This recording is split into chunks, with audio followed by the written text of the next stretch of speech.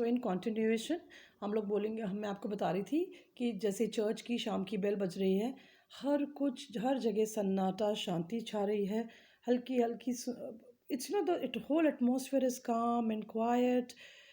कहीं कहीं से थोड़ी सी कुछ आवाज़ें आ रही हैं, जैसे लौटते हुए किसानों की, लौटते हुए कैटल की, गले में जो बंधी हुई घंटियाँ होती हैं उनकी आवाज़ें आ रही हैं, या उल्लू जो एक कोने में बैठ के मुंह से शिकायतें कर रहा है कि लोग उसे परेशान करते हैं, उसकी छोटी छोटी चीज़ों की, बीटल्स की, इन सब चीज़ों की आवाज़ें आ रही हैं। और वो ये आवाज़ें कैसे होती हैं बेटा? दे ऐड टू द शांति, ये उस शांति को और गहराती हैं। और इस शांति के अंदर आपको एक और चीज़ नज़र आएगी कि शांति से लेटे हुए हैं वो लोग जो मर चुके हैं, इन कब्रों में जो लेटे हुए हैं। ओके। और बहुत ही ब्यूटीफुल वो कहते हैं कि देखिए कितनी सुंदर यहाँ पर हवा चल रही है, इतनी सुगंधित हवा चल रही है, चिड़ियों की चहचहाहट हो रही है, लेकिन जो सो चुके हैं गहरी नींद में कब्र में, उनके लिए ना कभी भी ये चिड़िया की चहचहाहट, ये सुंदर सुगंधित हवा, उनके लिए वापस जाना अपने घर, उनकी वाइफ से को देखना, बच्चे उनके जब प्यार से उनकी गोदी में चढ़ जाते थे, ये छोटे छोटे जो प्लेजर्स होते हैं, ये छोटी छोटी जो खुशियाँ थी जिनके ऊपर गरीबों ने अपनी पूरी ज़िंदगी बिता दी, अब उनको ये भी नसीब नहीं होगी, क्योंकि वो लोग जाके they have been now laid in the buried in the grave. Okay, this is one. एक सेकेंड बहुत ब्यूटीफुल थॉट वो बोलते हैं कि देखिए ये बहुत बहुत हार्ड वर्किंग लोग थे, इनके इनके हाथों की इनके हाथों की जो स्ट्रेंथ थी, उसने बड़े से बड़े मिट्टी के ढेलों को तोड़ तोड़ के, मीलों के खेतों को उन लोगों ने अपने प्लाउशेयर से, अपने उससे उससे बोए, उसमें बीज बोए और हार्वेस्ट निकाली, और उन्होंने किस कदर गहरी मेहनत करी। सिंपल सिंपल उनके प्लेजर्स थे, सिंपल उनकी ज़िंदगी थी, सिंपल उनके प्लेजर्स थे, लेकिन अब वो छोटे छोटे सिंपल प्लेजर्स भी उनको अब नहीं मिल पाएंगे। This is very important. और फिर वो एक बहुत बड़ी बात कहते हैं कि ये जो एम्बिशियस, बड़े घमंडी, जो घमंड से भरे हुए रिच लोग होते हैं, एम्बिशियस लोग होते हैं, जो अपने महत्वाकांक्षाओं को पूरा करने के लिए लोगों को दुख देते हैं, लोगों को परेशान करते हैं, आगे बढ़ने के लिए चैन की नींद एक दिन नहीं सोते, उन लोगों के लिए ये कहते हैं कि देखिए उनकी हंसी मत उड़ाना, इन गरीब गांव वालों की हंसी कभी मत उड़ाना, जो छोटे छोटे अपने प्लेजर्स को इंजॉय करते करते इस दुनिया से चले गए। उनकी मेहनत से बड़े बड़े पेड़ काट लिया करते थे, वो बड़े बड़े खेत वो लोग रोप दिया करते थे। तो बेसिकली इनके ऊपर हंसी मत उड़ाना, क्योंकि वो एक बात कहते हैं कि घमंडी लोगों, पैसे वाले लोगों, तुम सबको एक ना एक दिन इन्हीं ग्रेव्स में आके लेटना है। इसके अलावा हमारे पास और कोई चारा नहीं है बेटा। हर चीज़ को उस एक, चाहे आप अमीर हैं, चाहे गरीब हैं, राजा हैं, प्राइम मिनिस्टर हैं, हमारा सबका अंत एक लिखा है ईश्वर ने। हम जिंदगी में चाहे कितने भी एक दूसरे से ऊपर नीचे, अच्छे बड़े छोटे, कैसे भी हों, लेकिन हमारा अंत सब जनों का एक है। और वो पोएट बहुत ही ब्यूटीफुली ये एक्सप्लेन कर रहे हैं, अपनी इस पोएम से एक यूनिवर्सल मैसेज दे रहे हैं कि जिनके पास कुछ नहीं है, जिनके पास जो परेशान है, उनकी हंसी मत उड़ाओ, क्योंकि कोई भी प्राइड, कोई भी glory inevitably will lead to the grave. Okay. और ये सारी उनकी जो मैसेज है, ये उन प्राउड और रिच लोगों को है जो इन लोगों की हंसी उड़ाते हैं। ठीक है।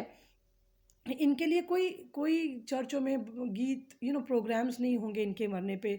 रेक्विम होता है बेटा, जो शोक गीत होते हैं जो गाए जाते हैं किसी के मरने पे, इनके लिए कोई शोक गीत नहीं गाएगा। इनके लिए कोई बड़े बड़े ताजमहल या बड़े बड़े संगमरमर की कब्रें नहीं बनाएगा। ये गरीब लोग थे और अपनी गरीबी से जूझते जूझते ये इस दुनिया से चले गए। अब एक बहुत इंपॉर्टेंट बात बेटा ये कहते हैं कि अमीरों एक चीज़ याद रखो, बड़े लोगों, महत्वाकांक्षी लोगों एक चीज़ याद रखो कि आप कितनी भी चापलूसी कर लें, कितने भी आप बड़े बन जाएं, लेकिन जब एक बार ईश्वर डिसाइड करता है आपको बुलाना, तो वो जो आपकी जो सांस जो निकल जाती है ना एक बार, उसको दुनिया में कोई चीज़ वापस नहीं बुला सकती। चाहे मैं कितने भी आप शोक गीत गा लें चर्च में खड़े होके, चाहे आप कितनी बड़ी बड़े कब्रिस्तानों में बहुत शानदार कब्रें बना लें, किसी की इसकी संगमरमर वगैरह की कब्रें बना लें, उस पर शानदार शानदार बातें, कविताएँ लिख दें, लेकिन एक बात हमेशा याद रखिए कि जो एक बार सांस निकल गई बाहर, वो वापस लौट के नहीं आती। जो एक बार जान चली गई वो वापस लौट के नहीं आती। तो क्यों इतनी जद्दोजहद, क्यों इतनी लड़ाई, क्यों इतना क्यों इतना सब कुछ महत्वाकांक्षा को पूरा करने के लिए हम एक दूसरे से लड़ते हैं, झगड़ते हैं, एक दूसरे को परेशान करते हैं, ये सब ये बेचारे नहीं कर पाए। एक बहुत ही ब्यूटीफुल थॉट यहाँ पर पोएट हम लोगों को देते हैं कि क्या था, इनमें से कोई कम लायक नहीं था, एक एक जना बहुत बहुत कुछ लायक था। इसमें इन्होंने 3 इंग्लैंड के बहुत बड़े बड़े लोगों के नाम लिए हैं। मिल्टन जो बहुत बड़े लेखक थे, क्रॉमवेल जो बहुत बड़े राजनेता थे, हैम्पटन जो बहुत बड़े योद्धा थे। ये कहते हैं कि ये जो बेचारे मर गए, जो इन कब्रों में पड़े हुए हैं, इन लोगों के पास भी गुणों की कोई कमी नहीं थी। इनके पास कमी थी तो सिर्फ एक चीज़ की, एंड दैट इज़ अवसर, अपॉर्चुनिटी। अपनी ज़िंदगी, अपनी रोज़मर्रा की जद्दोजहद से बाहर निकल के अपनी क्वालिटीज़, अपनी योग्यताओं को आपके सामने रखने की इनमें कमी रह गई, और किसी चीज़ की कमी नहीं थी इन बेचारों में। इनकी इनकी गरीबी ने वो चिल पेनुरी, इनकी जो वो देखो उन्होंने वर्ड यूज़ किया है, वो ठंडा सब कुछ जो कर देती है गरीबी, मतलब जो वो गरीबी जो आपके सोचने समझने की शक्ति को क्षीण कर देती है, दैट काइंड ऑफ पावर्टी। उस पावर्टी ने इनकी सारी की सारी जो भी इनके अंदर स्किल्स थी, जो भी इनके अंदर इंटेलिजेंस थी, जो भी इनके अंदर कोई भी कला थी, उसको एकदम जमा के रख दिया। ये बेचारे अपने उनको वो अवसर नहीं मिले, ये बेचारे अपनी अपनी अपने आप को प्रूव नहीं कर पाए, अपने आप को साबित नहीं कर पाए, ये गरीब लोग। ओके, हो सकता है इनमें कोई बहुत बड़ा लेखक होता, मिल्टन का, हैम्पटन की तरह कोई बहुत बड़ा योद्धा होता, क्रॉमवेल की तरह बहुत बड़ा कोई इनमें पॉलिटिशियन हो सकता था।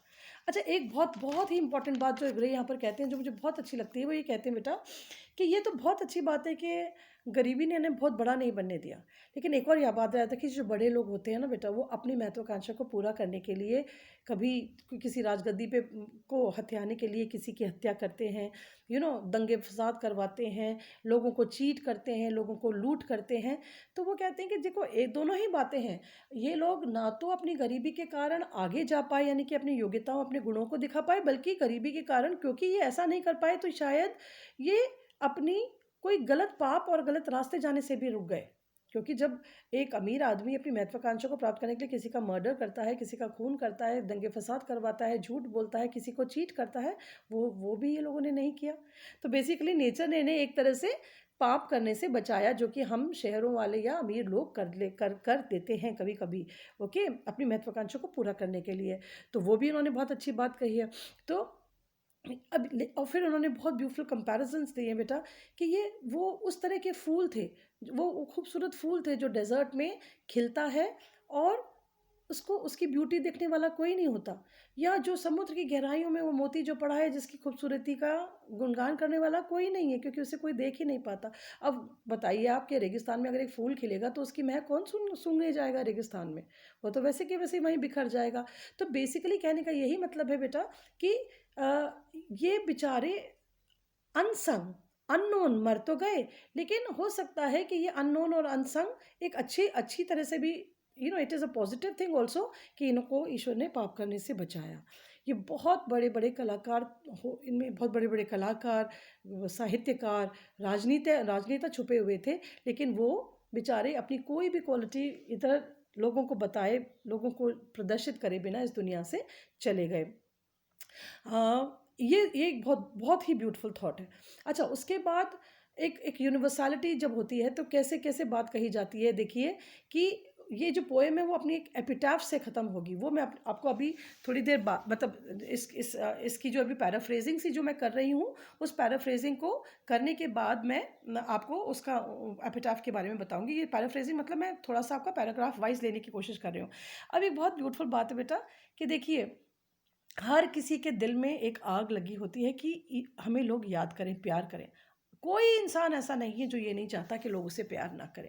हम चाहते हैं हमारे पापा मम्मी, हमारे रिश्तेदार, हमारे दोस्त, सब लोग हमें प्यार करें, सब हमें याद करें। हम कहीं चले जाते हैं तो हमें लगता है कि अरे पापा, जब जाएंगे लौट के तो पापा मम्मी कहेंगे अरे तुम लोग कहाँ चले गए थे, घर तो सूना पड़ा था। तो बेसिकली हम सब के अंदर एक एक एक लगन होती है कि लोग हमें प्यार करें, याद करें। इनमें भी जो ये मर गए गरीब लोग गांव के, इनमें भी एक लगन थी कि हमें लोग प्यार करें, हमें कोई याद करे। हाँ, तो बहुत ही ब्यूटीफुल ग्रे यहाँ पर लिखते हैं बेटा।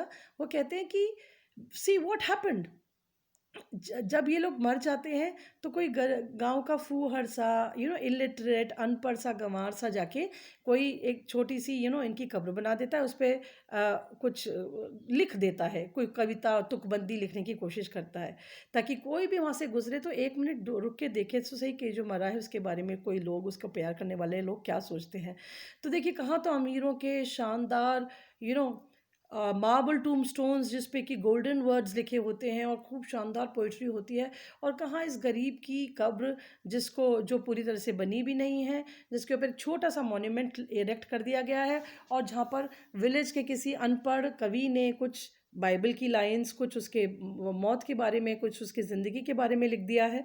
तो यही एक छोटी सी उनकी यादगार रह जाती है। हम सब चाहते हैं कि हमारे जाने के बाद हमें पूरी दुनिया याद करे, और ये गरीब भी चाहते हैं, और इनके दोस्त इस तरह से इनके बारे में एक छोटा सा जिसे कहते हैं ना यादनामा, एक यादनामा छोड़ देते हैं कि चलिए इनकी कब्र पे हम थोड़ा सा लिख दें और इनकी इनकी इज्जत रह जाए। और वो चाहे कैसी भी हो, छोटी सी अगली सी हम्बल सी पोएम हो, लेकिन ये लिख दी जाती है उनके लिए, क्योंकि ताकि उनके अंदर जो एक तड़प थी कि लोग हमें याद करें वो पूरी हो सके। This is very beautiful. अगर आप इसको मेरे सामने बैठ के पढ़ेंगे तो आई मैं बहुत शान इट विल बी ब्यूटीफुल। अच्छा, एक और चीज़, उनकी ज़िंदगी हमेशा मिज़री से, सौरों से भरी हुई थी, ठीक है? इस दुनिया की वो मुंडेर से जब जा रहे थे छोड़ के, इस दुनिया की पगडंडी को जब छोड़ के जा रहे थे, तो उन्होंने उनके मन में भी और जीने की थोड़ी इच्छा थी। देखिए बेटा, ज़िंदगी कितनी खूबसूरत होती है, ये कितनी भी दुखी हो, कितनी भी अच्छी हो, लेकिन जीने की इच्छा हम सब में होती है। को बहुत कम लोग होते हैं जो ये कहें कि नहीं जी हम तो मरना चाहते हैं, आप तो हमें मार दो। हम सब कितने, आपने देखा होगा बहुत बीमारी के बाद भी लोग जीना चाहते हैं। जीना, ज़िंदगी ब्यूटीफुल है, ज़िंदगी खूबसूरत होती है, हम सब जीना चाहते हैं, हम सब अपनी तरफ से उसे सुंदर बनाना चाहते हैं। तो ये जो है, ये भी जब पीछे मुड़ के देखते हैं, जब जब इनको मौत आ रही थी तो इन्होंने भी पीछे मुड़ के देखा कि काश थोड़ा सा और हम जी लेते। तो वो एक जीने की, चाहे आपकी ज़िंदगी कितनी भी हम्बल हो, कितनी भी गरीबी से भरी हो, लेकिन आज आपकी वाइफ है, आपके बच्चे हैं, ग्रैंड चिल्ड्रन हैं, आपका एक भरा पूरा घर है, कोई उसे छोड़ के नहीं जाना चाहता। आप अपने दादा दादी को भी देखेंगे, देखिए वो चाहे 90 ईयर्स के हो रहे हैं, 100 ईयर्स के हो रहे हैं, but then there is always that urge, that want to live more, कि और जिए। बोलते हैं कि अरे अब तुम्हारी शादी भी देख लें, फिर तुम्हारे बच्चे हो जाएं, तब चाहेंगे, भगवान करे तब हम जाएं इस दुनिया से। So it goes on and on. अच्छा बेटा, मेरी ये फ़ोन मुझे वो कर रहा है, वापस ये कटेगा यहाँ से वीडियो। अभी मैं इसको आपको अपलोड करके फिर इस पोएम को फिनिश कर दूँगी। Thank you.